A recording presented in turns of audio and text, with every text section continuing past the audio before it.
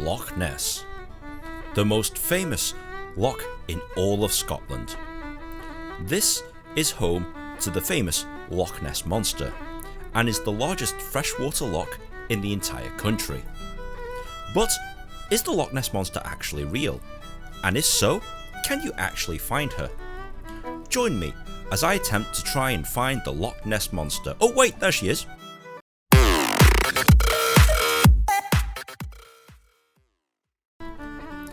Loch Ness is actually quite a drive away, like a really long drive away. Here I am mouthing off at the traffic, but once the road's actually clear, it's actually quite a nice drive. You get to see some of the most fantastic scenery the country has to offer.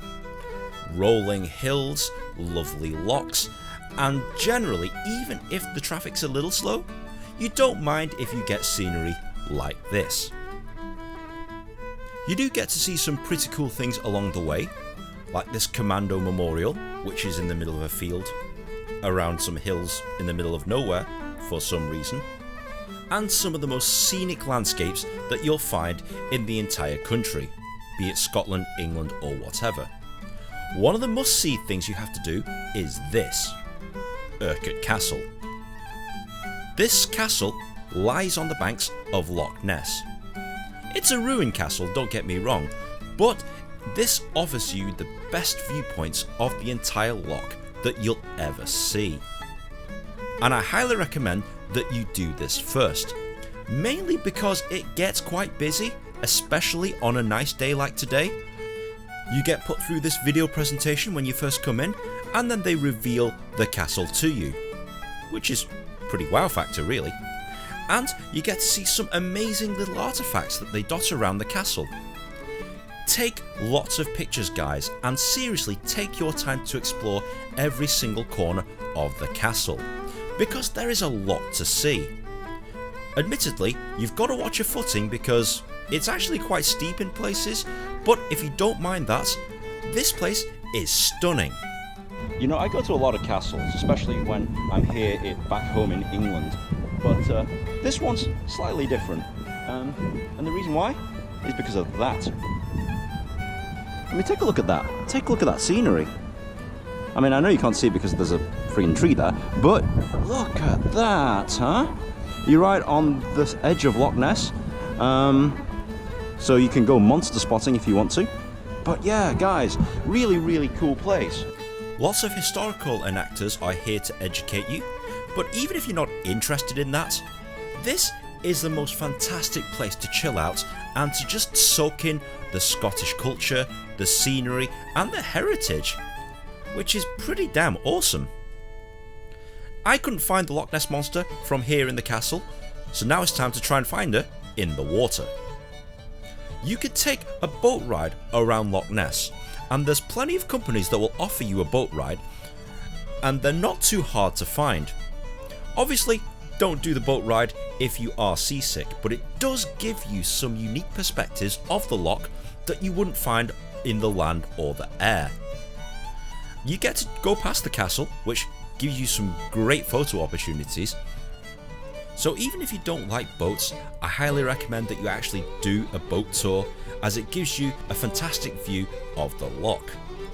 Sadly, I couldn't find the Loch Ness monster in here either, so now it's time to go to a museum, the Loch Ness Centre and Exhibition. This is one of two museums. This is one, and this is the other that sounds like this. Seriously, it actually sounds like that when you go in, and after you go through the exhibits, you'll actually find her. Here she is. In fact, here's lots of them. But in reality, the Loch Ness monster doesn't actually exist, because it's Scotland's biggest publicity stunt. They use the area to draw tourists in so that they can buy their whiskey, and lots of cheap and tacky souvenirs, and lots of buttery biscuits that may or may not give you a heart attack. There's no such thing as the Loch Ness monster, but that doesn't stop people from coming here and trying to find her. Whilst you're in the area, visit the nearby city of Inverness. You get to see pretty cool things like this Inverness Castle.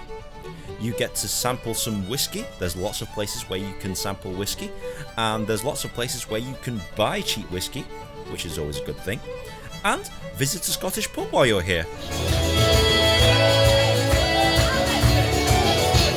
And if that's not your thing, visit someplace a bit more modern.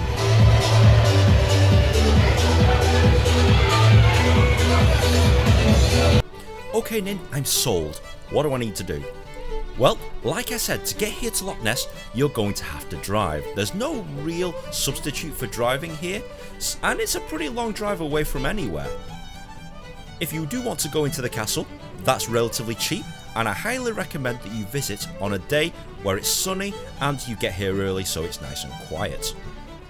If you did want to go out onto the water, lots of boat companies will sell tickets via the local tourist shops, so finding a ticket on a boat is actually quite easy. If you did want to go to any of the museums, I highly recommend going to the Loch Ness Centre and Exhibition over Nessie Land, mainly because it's a bit more classier. And I also highly recommend going into Inverness to experience the nightlife and some of the Scottish culture. And also to get drunk on lots and lots of whiskey. That's the most important thing, whiskey. If you have enjoyed this video, please be sure to like, share and subscribe. Comment on the comment section below, and if you do have any other bucket list ideas that you think might make a good video, tweet them at me, and if I get enough suggestions, I'll be sure to go ahead and do that. So guys, thank you very much for tuning in to another episode of Ultimate Bucket List, and we'll see you in the next episode.